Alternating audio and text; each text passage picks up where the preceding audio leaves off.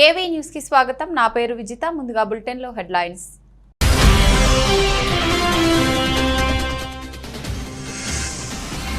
అదే జరిగితే అణ్వాయుధాలు ప్రయోగిస్తాం. కిమ్ సోదరి వార్నింగ్.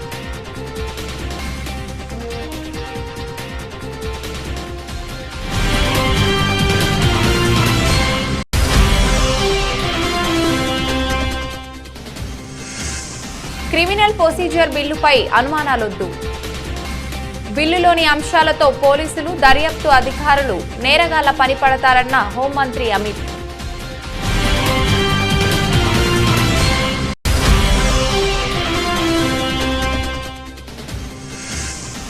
రాష్ట్ర వ్యాప్తంగా ఘనంగా బాబు జగజీవన్ జయంతి వేడుకలు. నివాళి అర్పించిన సీఎం జగన్.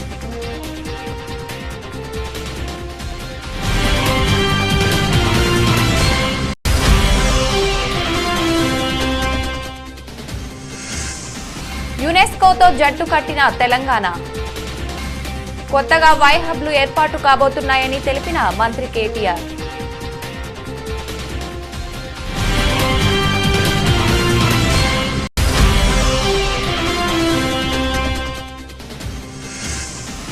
జీహెచ్ఎంసీ ప్రధాన కార్యాలయంలో డాక్టర్ బాబు జగజీవన్ రామ్ 115వ జయంతి వేడుకలు. పాల్గొన్న అధికారులు.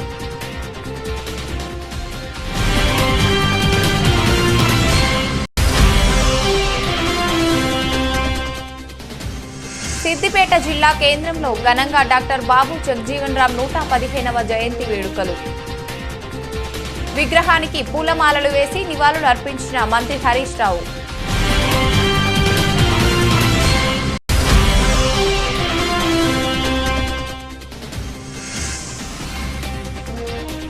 స్టాక్ మార్కెట్లో ఊగిసలాట. లాభ నష్టాల మధ్య ఊగిసలాడుతున్న సూచీలు.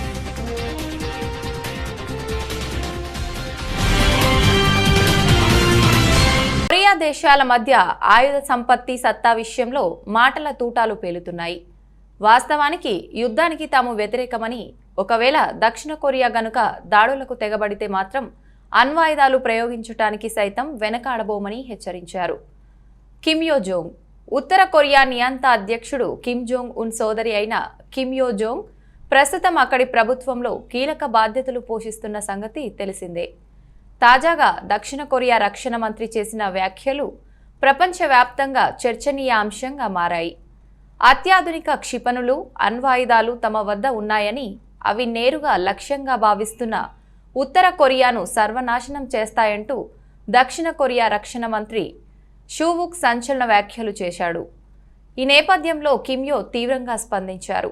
ఆయన వ్యాఖ్యలను భారీ తప్పిదంగా పేర్కొన్న కిమ్ యో అలాంటి పరిస్థితి ఎదురైతే చూస్తూ ఊరుకోబోమని, అవసరమైతే అణ్వాయుధాల్ని దక్షిణ కొరియాపై ప్రయోగిస్తామని మంగళవారం ఒక ప్రకటన విడుదల చేశారు.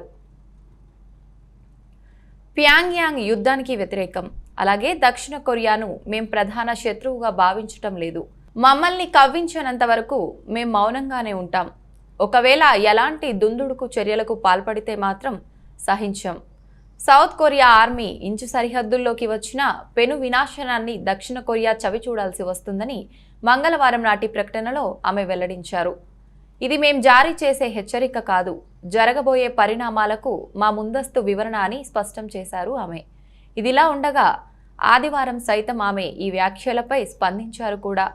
ప్రమాదకరమైన సైనిక చర్యలకు సైతం సిద్ధమంటూ కిమ్ యో జోంగ్ వ్యాఖ్యానించారు కూడా. ఇదిలా ఉండగా ఈ ఏడాది మొదటి నుంచి క్షిపణులను విజయవంతంగా ప్రయోగిస్తూ అగ్రరాజ్యం సహా పొరుగు దేశాలు దక్షిణ కొరియా, జపాన్లకు తీవ్ర హెచ్చరికలు జారీ చేస్తోంది ఉత్తర కొరియా.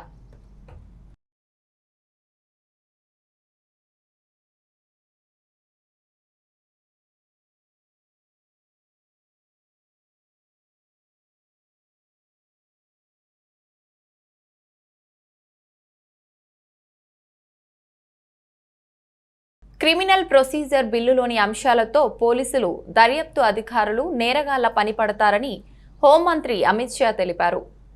ఈ ముసాయిదా చట్టంపై ఎలాంటి అపోహలు పెట్టుకోవద్దని ఆయన సోమవారం ప్రతిపక్ష నేతలకు సూచించారు.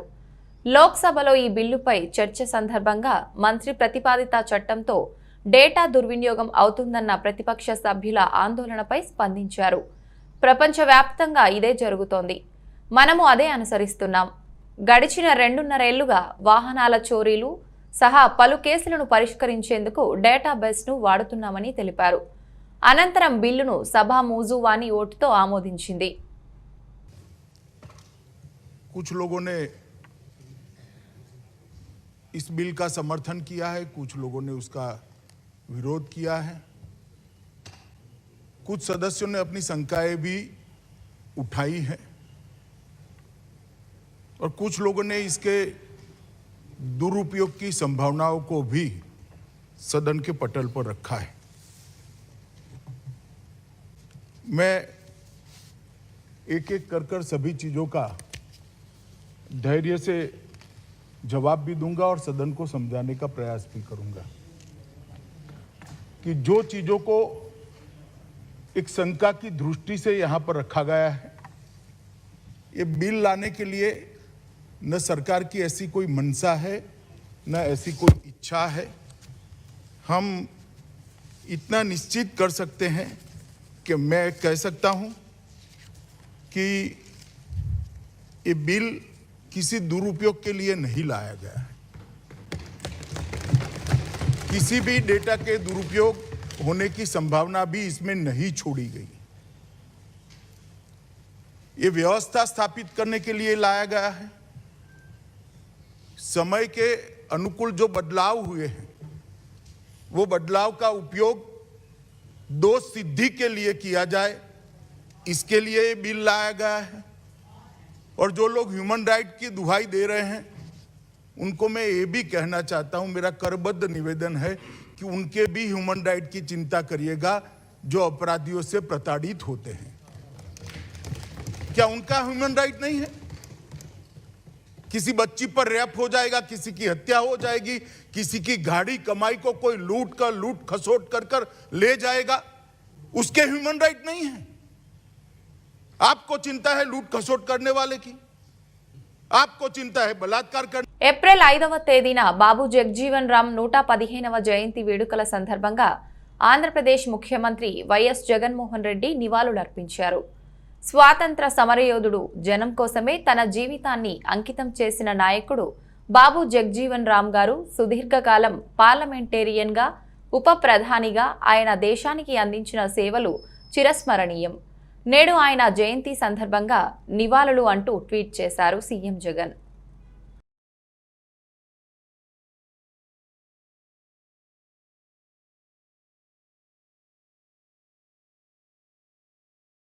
ఇన్నోవేషన్, టెక్నాలజీ రంగాలపై దృష్టి సారించింది తెలంగాణ సర్కారు.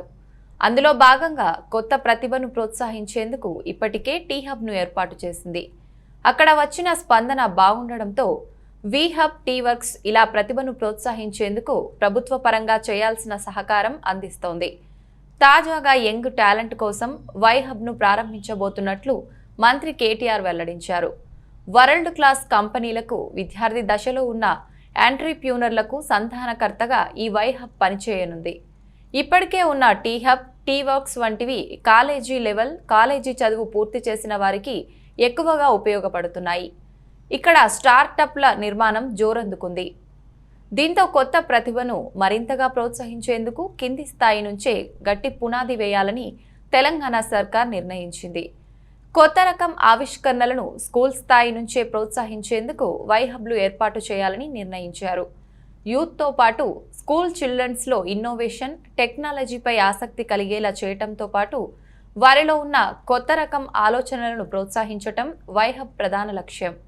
ఈ వై హబ్కి తెలంగాణ ప్రభుత్వంతో పాటు యూనిసెఫ్ సైతం తన వంతు సహకారం అందివ్వనుంది. and challenges posed by the pandemic, बेरोजगारी, children's education, कोरोना का काल, because of COVID, is the emphasis given on teacher education. we do need to keep responding quickly. Education system in India has ignored for a very long time, and that is art of innovation. Beyond the textbooks. These are India's young people who are supposed to fuel the country's economy. In fact, as a state and as a country, with usage of technology, how do we possibly, give more practical exposure? For instance, truly world-class collaboration of the academia and industry will help our youngsters being industry ready. A study published by Stanford University suggests that innovation is responsible for up to 85% of all economic growth. The National Education Policy 2020 suggests focusing on research and innovation. So, what is innovation?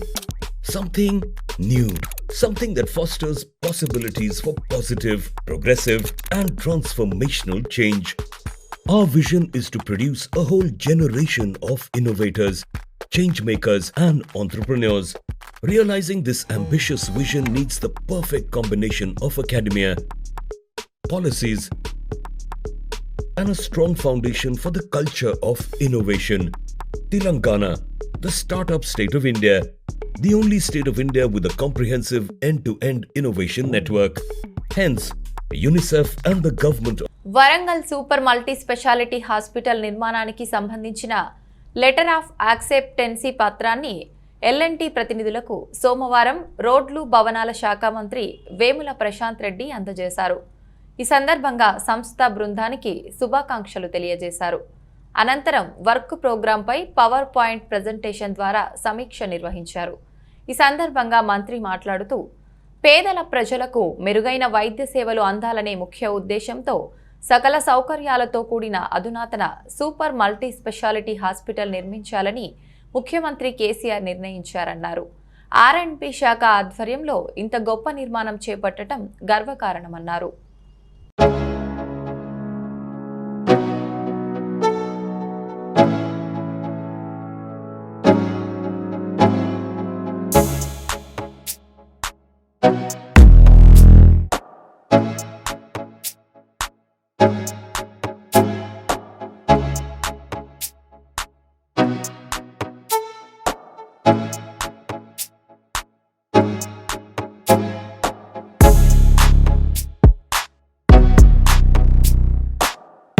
కులరహిత సమాజం, బడుగు బలహీన వర్గాల అభ్యున్నతి కోసం జీవితాన్ని త్యాగం చేసిన గొప్ప నాయకుడు డాక్టర్ బాబు జగ్జీవన్ రామ్ అని జోగులాంబ గద్వాల జిల్లా అడిషనల్ కలెక్టర్ శ్రీహర్ష కొనియాడారు.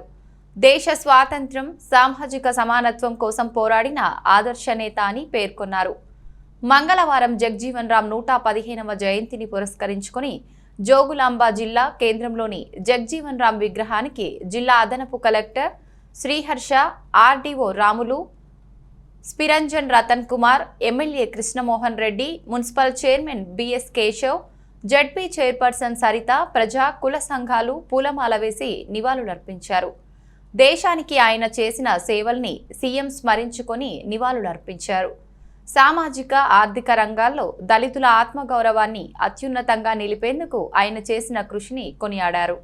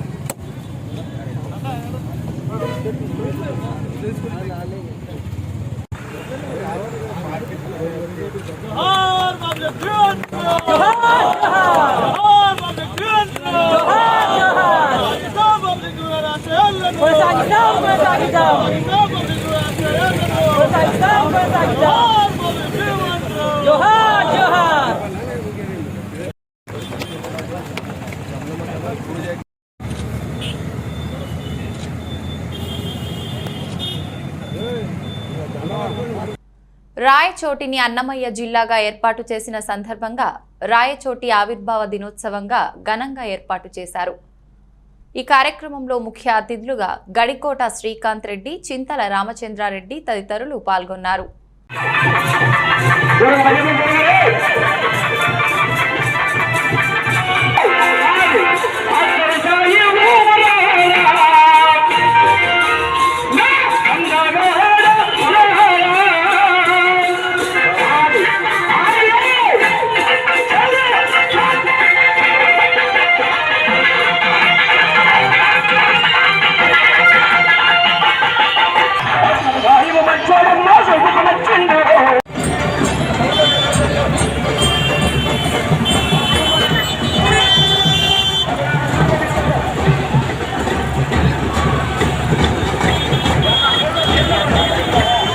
కలికిరి మండలం నగరిపల్లిలో టీడీపీ జాతీయ ప్రధాన కార్యదర్శి నల్లారి కిషోర్ కుమార్ రెడ్డి ఇంటి దగ్గర ఉద్రిక్త వాతావరణం నెలకొంది. 2 రోజుల క్రితం సధూం మండలం బూరగమంద గ్రామానికి చెందిన రాజారెడ్డిని వైసీపీ నాయకులు తీవ్రంగా గాయపరిచారు.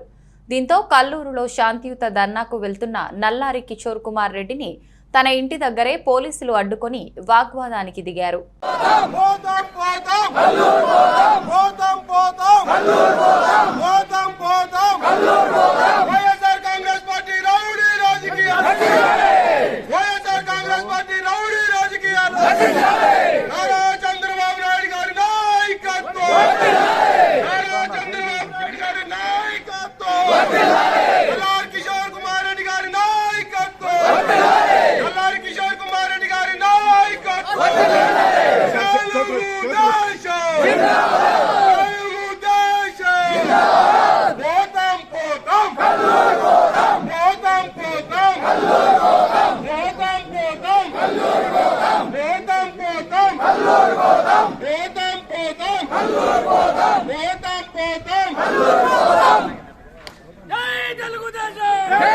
మాజీ ఉప ప్రధాని బాబు జగ్జీవన్ రామ్ జయంతి సందర్భంగా బషీర్బాగ్లోని బాబు జగ్జీవన్ రామ్ విగ్రహానికి పూలమాలలు వేసి నివాళులర్పించారు. మంత్రి తలసాని శ్రీనివాస్ యాదవ్, టీఎస్ఎంఐడిసి చైర్మన్ ఎర్రోళ్ల శ్రీనివాస్.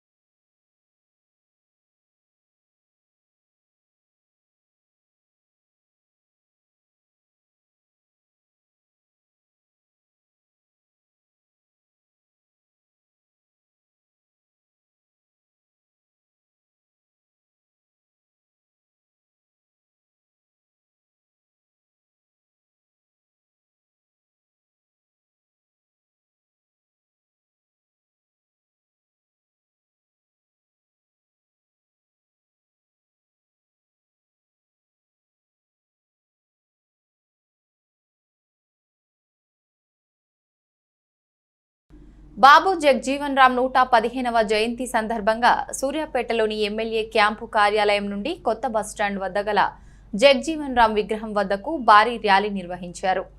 ర్యాలీలో పాల్గొని జగ్జీవన్ రామ్ విగ్రహానికి పూలమాలలు వేసి నివాళులర్పించారు మంత్రి జగదీష్ రెడ్డి. ఈ కార్యక్రమంలో జిల్లా collector Vinay Krishnareddy, DCMS chairman Vatte Janaiah Yadav, municipal chairman Perumalla Annapurna, జిల్లా గ్రంథాలయ chairman Nimmala Srinivas Goud, market chairman Uppala Lalitha Anand, జడ్పీటీసీలు, ఎంపీపీలు, కౌన్సిలర్లు, దళిత సంఘ నాయకులు, తెరాస నాయకులు, కార్యకర్తలు తదితరులు పాల్గొన్నారు.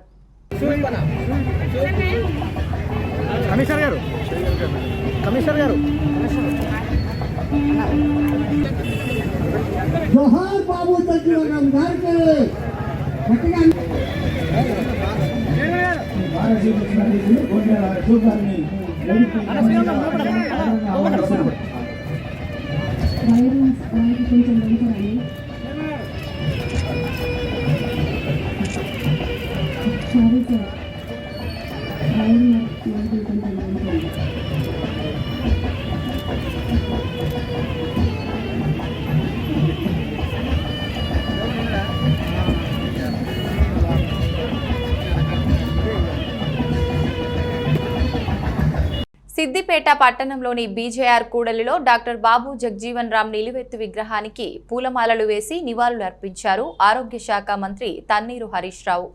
ఈ సందర్భంగా మంత్రి హరీష్ రావు మాట్లాడుతూ జగ్జీవన్ రామ్ 1952 నుండి వరుసగా 8 సార్లు పార్లమెంటు సభ్యుడిగా సుదీర్ఘకాలం కేంద్ర మంత్రిగా పనిచేశాడు. పేద వర్గాల అభ్యున్నతి కోసం ఎంతో కృషి చేశారు.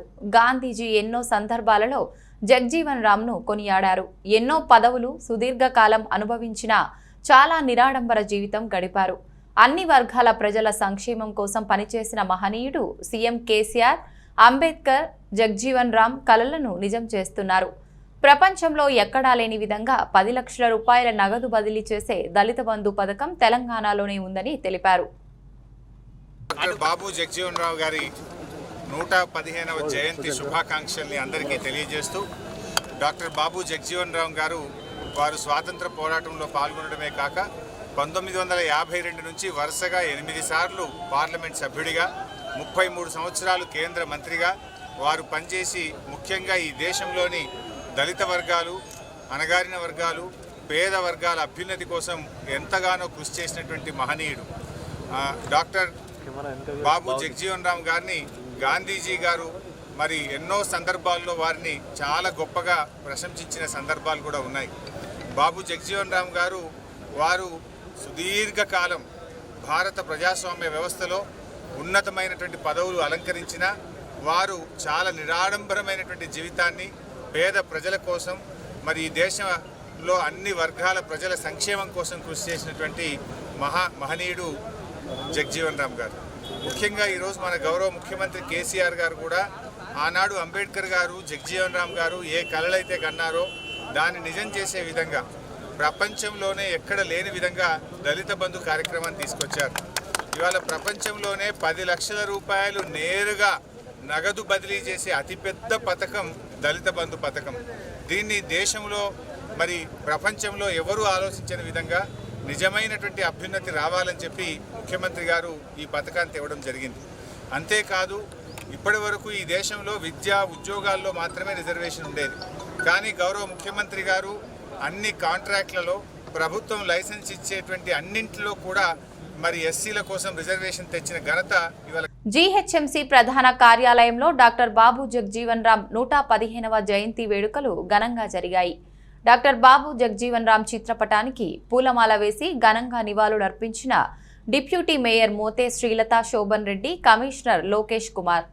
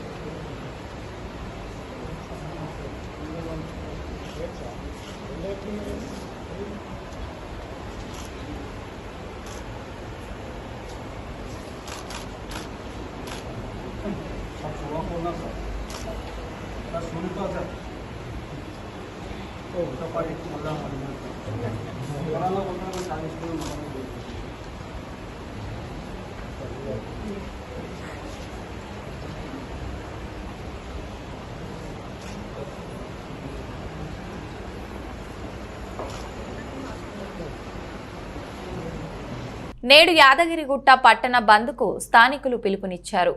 యాదగిరిగుట్ట దేవస్థానం ఈవో గీతారెడ్డి వైఖరికి నిరసనగా 3 రోజులుగా పట్టణంలో ఆందోళనలు కొనసాగుతున్నాయి. స్వచ్ఛందంగా బంద్కు సహకరిస్తున్న దుకాణదారులు, స్థానికులు బంద్లో పాల్గొంటున్నారు. ప్రస్తుతం ప్రశాంతంగా బంద్ కొనసాగుతుంది.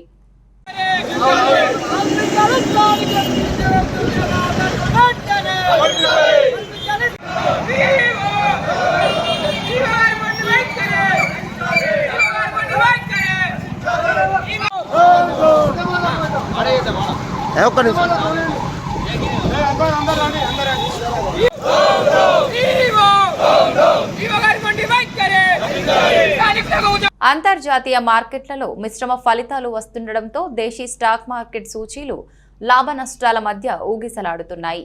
ఈ రోజు ఉదయం మార్కెట్ ఆరంభమైన తర్వాత జపాన్ నిక్కీ, సౌత్ కొరియా కోప్సీ సూచీలు నష్టపోయాయి. ఇదే సమయంలో షాంఘై స్టాక్ మార్కెట్ లాభాలతో ప్రారంభమైంది. దీంతో ఇన్వెస్టర్లు ఆచితూచి వ్యవహరిస్తున్నారు. బుల్ ర్యాలీ మరికొంతకాలం కొనసాగుతుందా లేక కరెక్షన్ను ఛాన్స్ ఉందా అనే కోణంలో బేరీజు వేసుకొని పెట్టుబడులు పెడుతున్నారు. దీంతో మార్కెట్లో ఊగిసలాట ధోరణి కనిపిస్తోంది. ఈ రోజు ఉదయం 9:45 సమయానికి బీఎస్ఈ సెన్సెక్స్ 28 పాయింట్లు నష్టపోయి 60,582 పాయింట్ల దగ్గర ట్రేడ్ అవుతోంది. మొదటి అరగంటలో వచ్చిన లాభాలు హుష్ కాకి అయ్యాయి. ఇక నిఫ్టీ విషయానికి వస్తే 11 పాయింట్లు నష్టపోయి 18,042 పాయింట్ల దగ్గర కొనసాగుతోంది. Adani ports, NTPC, ONGC, Tata Motors, M&M షేర్లు లాభాల్లో ఉండగా నిన్న గణనీయంగా లాభపడిన హెచ్డిఎఫ్సి షేర్లు ఈరోజు నష్టాల్లో ఉన్నాయి. హెచ్డిఎఫ్సితో పాటు Bajaj finance, HDFC bank, Kotak Mahindra bank, UltraTech cement company షేర్లు నష్టాల్లో ఉన్నాయి.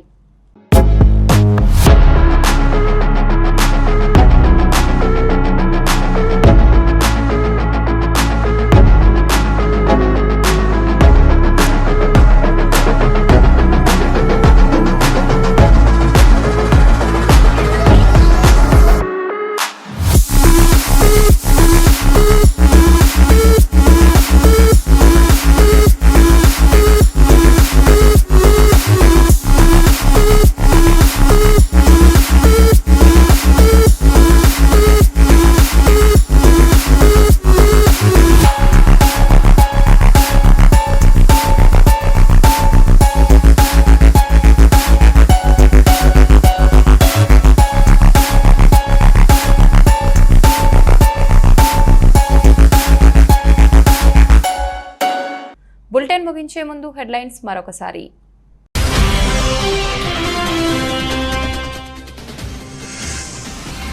అదే జరిగితే అణ్వాయుధాలు ప్రయోగిస్తాం, కిమ్ సోదరి వార్నింగ్.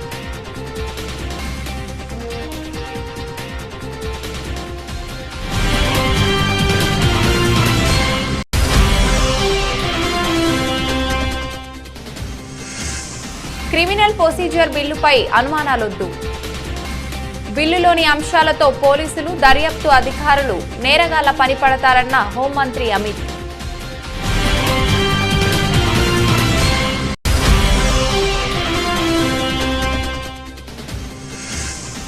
రాష్ట్ర వ్యాప్తంగా ఘనంగా బాబు జగ్జీవన్ జయంతి వేడుకలు, నివాళి అర్పించిన సీఎం జగన్.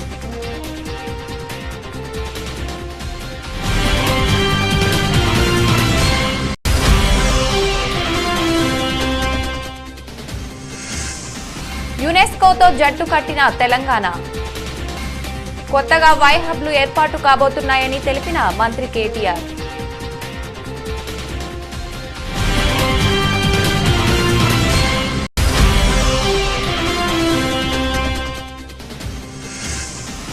జీహెచ్ఎంసీ ప్రధాన కార్యాలయంలో డాక్టర్ బాబు జగ్జీవన్ రామ్ 115వ జయంతి వేడుకలు, పాల్గొన్న అధికారులు.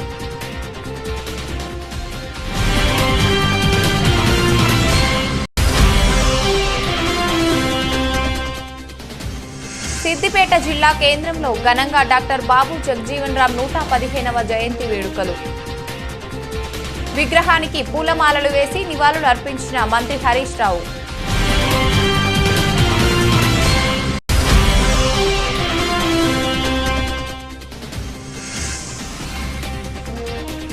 స్టాక్ మార్కెట్లో ఊగిసలాట, లాభ నష్టాల మధ్య ఊగిసలాడుతున్న సూచీలు.